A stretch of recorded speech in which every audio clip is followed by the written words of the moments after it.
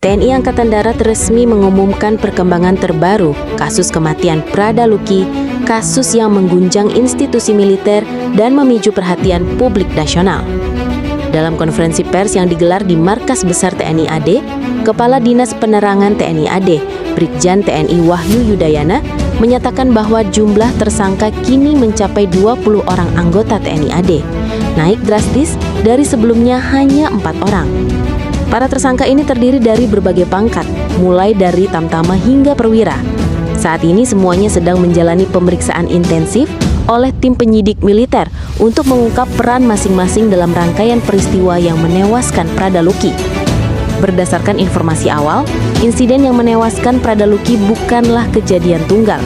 Brigjen Wahyu menjelaskan bahwa kekerasan terhadap Prada Luki terjadi dalam beberapa rentang waktu dan diduga berkaitan dengan kegiatan pembinaan internal.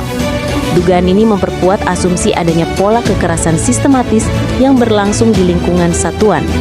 TNI AD menegaskan bahwa para tersangka akan dijerat dengan pasal-pasal berat, diantaranya pasal 170 KUHP, kekerasan secara bersama-sama di muka umum, pasal 351 KUHP, penganiayaan yang menyebabkan luka berat, pasal 354 KUHP, penganiayaan yang mengakibatkan kematian.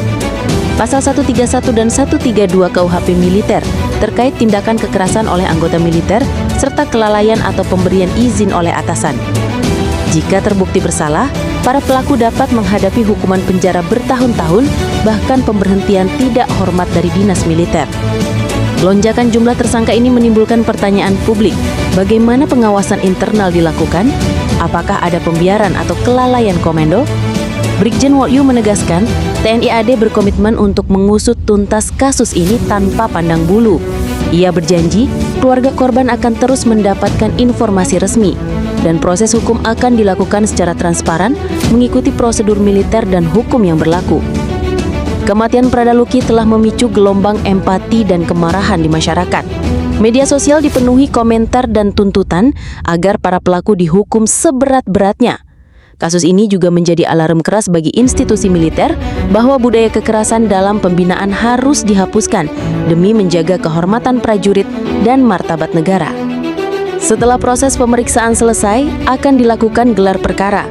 Selanjutnya, berkas akan dilimpahkan ke auditor militer untuk diproses di pengadilan militer. TNI AD memastikan proses persidangan dapat disaksikan publik sebagai bentuk akuntabilitas. Kasus Prada Luki bukan hanya tentang satu nyawa yang hilang. Ini adalah ujian bagi integritas dan kepercayaan masyarakat terhadap institusi militer. Semua mata kini tertuju pada proses hukum yang akan datang. Akankah keadilan ditegakkan hingga ke akar? Ataukah kebenaran akan terhalang oleh tembok kedisiplinan internal? Kita akan terus memantau.